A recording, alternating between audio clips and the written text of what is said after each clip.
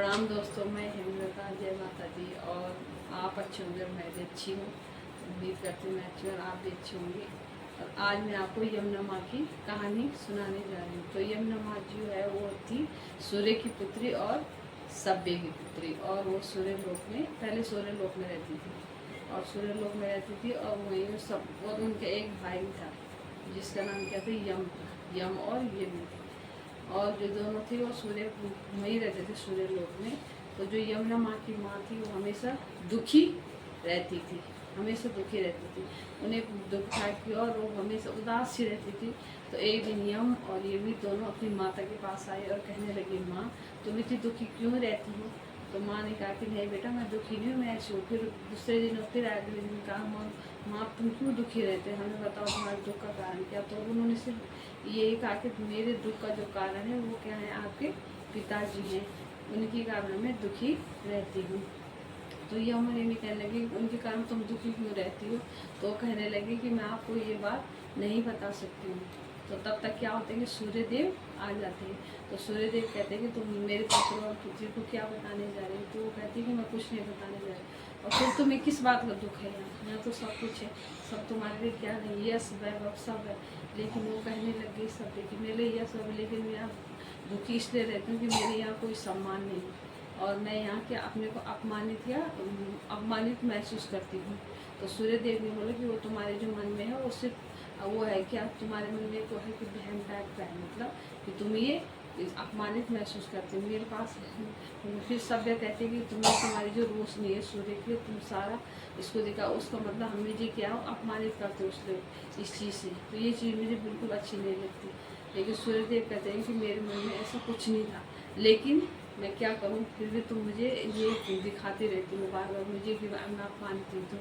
लेकिन तुम अपमानित, ऐसे में उन दोनों का विवाद बहुत बढ़ जाता है।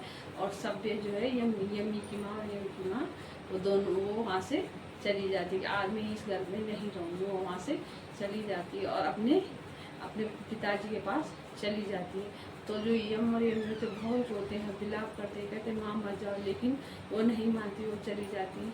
और वहाँ से जाने के बाद वो अपने पिता के यहाँ चली जाते हैं। लेकिन उनके जो पिता रहते हैं वो भी उनको शरण नहीं देते हैं। वो कहते हैं कि तुम अपने पति के घर को छोड़ के आए हो, गलती तुम्हारी, इसलिए तुम्हें मैं यहाँ शरण नहीं दे सकता हूँ। और वहाँ से वो चली जाती है। फिर वहाँ जब वो सूर्य लोग में जो यमी और यम रहते हैं वो बहुत दुखी रहने लगती है।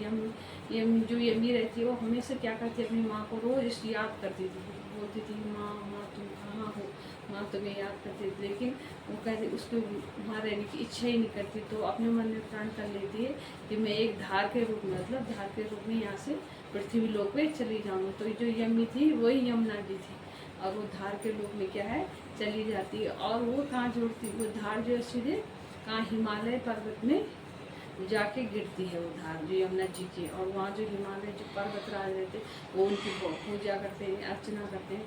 और फिर वो कहते हो कि तुम मेरी पुत्री के समान भी हो और मैं तुम्हें पूछता हूँ, तुम मेरे मतलब बंदनीय भी हो, देवी भी हो।